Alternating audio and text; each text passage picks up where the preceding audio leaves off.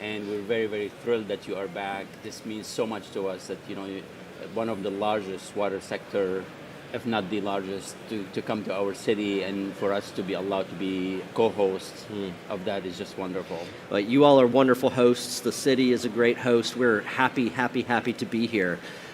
For folks that might not be as familiar with New Orleans, its hydrology, the way water works here, it's very unique. Could you talk about it a little bit and what the hydrology is like, what New Orleans is like, what's unique about it, the challenges that poses? Well, certainly it is one of the most unique cities in terms of the topography. So the city is over 300 years old, 304 years actually. And really, the decision to live here was an awesome, adventurous decision way back when. Some people call us the unfathomable city for a reason, because we live really half of or more of our city lies below sea level. So when you hear about we live in a bowl, it is a reality. So what's one unique thing about it is that the river and the elevation near the river are the highest areas, which is unlike any other cities where the river is the low spot wherever and everything flows towards it. Well, here it's the opposite, through the history of sedimentation coming through and overflowing the banks, creating what we know now as New Orleans, and especially the French Quarter. And what's unique is that when it rains, there's nowhere for the water to go. So we have to actively pump it out. So this is one of the most active, stormwater management system in the world. Really, it's because it's every drop that falls on our city has nowhere to go but through canals to a pumping station, and the only way to get rid of it is to pump it into Lake Pontchartrain.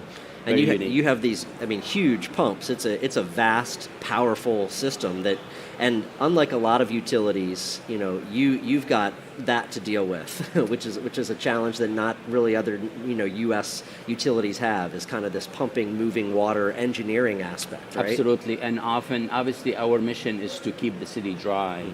Anticipating, looking at predictions of weather, and make sure everything is operational. But the reality is that we do have storms that overrun the system, and there is really no way to pump, all the water that we need to pump at once. So our mission shifts to pumping the city, or keeping the city dry, to pumping the city as fast as we can. Again, it's a very active system, and you have to be on key basically every time it rains. Otherwise, you have area-wide flooding. Yeah. So I mentioned last time WEFTEC was in New Orleans was 2018, and you had just started in your position basically before that WEFTEC, so 4 years ago. Right. What have you been doing with yourself? But seriously, what have kind of been some of the big projects, the big changes that you've helped to lead over the past 4 years? Well, aside from waiting for WEFTEC to come back, we've been very busy. We spent a lot of our initial time triaging. Our utility was in a state of flux. It was struggling. There was no stability. So we triaged, we stabilized the utility, and we started making decisions to move the utility forward and how to do it. So now we're able to be in a stable position, comfortable place where we can start envisioning what this utility needs to be and should be for our beautiful city. So we've been working on several fronts, obviously, as you can imagine, with drinking water, wastewater, and drainage. We're busy on all three fronts, not to mention actually what we call the fourth front, which is the power generation. So we've identified power as a critical and a single point of failure for us. We have been relying on 100-plus-year-old turbines that are vulnerable and very fragile. So we've been focusing the last couple of years on modernizing our power generation and power source. So we've transitioned and are departing from relying on our own power to buying power. So we're in the midst of with partnership with the local energy supplier, Entergy, New Orleans, is that they are building a substation that would become the primary source of power, reliable, durable, and much more efficient and cheaper for us. We spend about 4 times as much generating our own power versus buying it.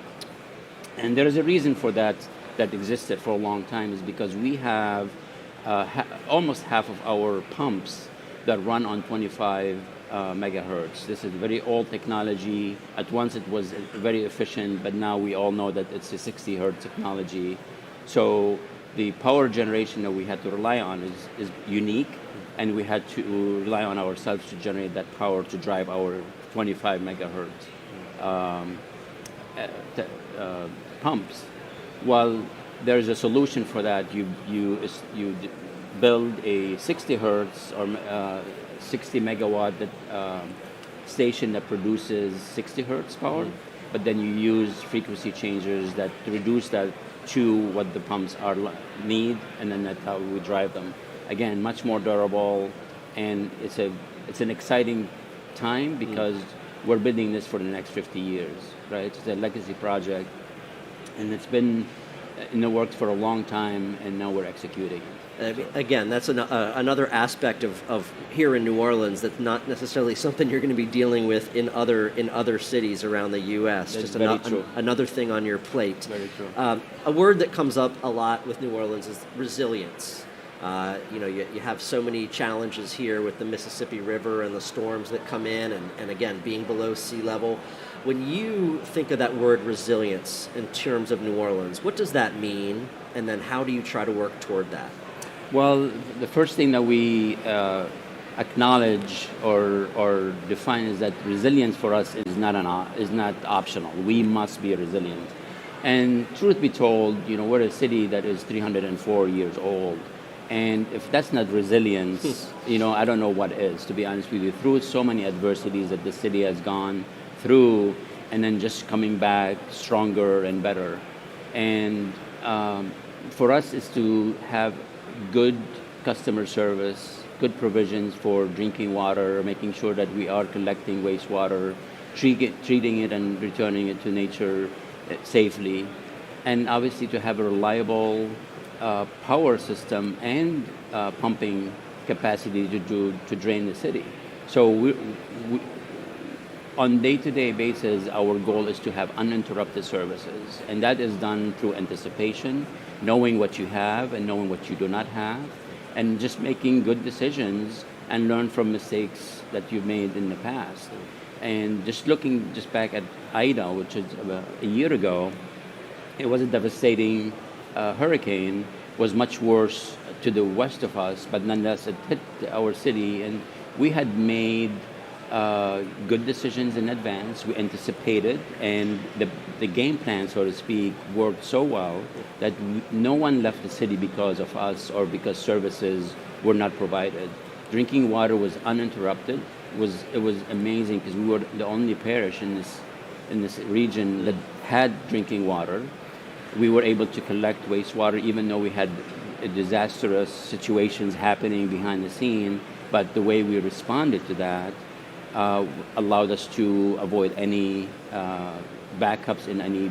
So water was there, and the only reason people left is because there was a power outage that lasted for several days, and it was obviously in the middle of the summer, 90-degree weather, Sure. and people had to leave. Sure. You mentioned that the power projects are a big part of what you're working on going forward. What else is on your agenda in the near term, long term? Right. So one key project we are focusing on as well is we're investing in a smart meter program, the AMI, and we are in a place now where we have 140,000 meters that are below ground, that are in pits, that have to be read once a month for us to produce an accurate and timely bill. 140,000? 40,000 Wow. every month. And that was proven like an impossible mission. No matter what we tried, it's just not doable. One day of inclement weather will cut your capacity in 20%, right? 2 bad days at 40%. The workforce that we need to achieve that is just not attainable. We lose folks as fast as we hire them. So we are investing in the newest and most up-to-date, state-of-the-art smart meter program, allowing us to transition into modern days. And it's going to be an expensive project, but nonetheless, it's going to really put us where we need to be as a utility. There's nothing worse for us, or as a utility, to be not trusted, where people don't have confidence in our ability to just simply deliver a timely and accurate bill. So that is more than key and critical mission for us to accomplish that, and that will be happening. We're in the middle of starting that project, negotiating and making key decisions of how to fully implement and execute. So we're very excited about that. Sure. I want to ask you about green infrastructure. You talked about having to pump this water. You got to get it out of the bowl, out of the basin, and get it out of here. Is part of that, part of the solution also letting some of that stuff soak in, or at least giving it a place to wait until your pumps can catch up? I want to just ask about the role of green infrastructure for you. I mean, of all cities, this is where green infrastructure can and should be utilized as a second layer of protection against big, intense rains, right?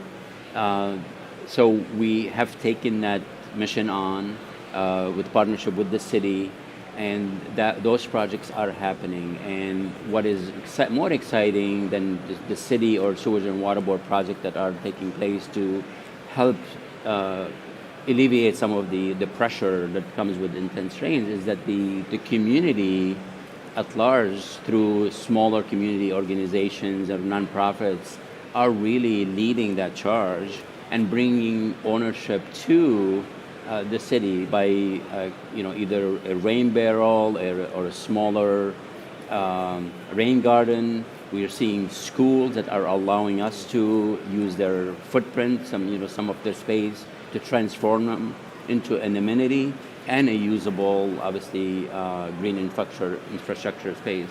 So that's happening on multi-levels. We're nowhere near the scale that we need to make a difference. And that's a very tough conversation to have, because when you need space, you have to be strategic about where you put those ponds, right? Where the gravity naturally takes the water there in the shortest distance. And what are you competing with in terms of that space is continues to be our biggest challenge, because we made decisions long ago to live where maybe we shouldn't. And we started expanding our city, and we've challenged Mother Nature and the topography, and one of the solutions is to undo some of those decisions, but that's not an easy conversation to have. Yeah, absolutely. Well, you used the phrase in your remarks at our opening session this morning, living with water. Right, and that's kind of the mindset you have here in New Orleans. It's with you, it's part of you. And that's also what's beautiful about New Orleans, is this close relationship with water. So, Ghassan, thank you so much for, again, hosting us in New Orleans. Thanks for being such a big part of WEFTEC. We're really, really happy to have you here, and thank you very much for this conversation. Appreciate it. Thank you for having me. This has been very uplifting, just being here with that great experience. Thank you so much.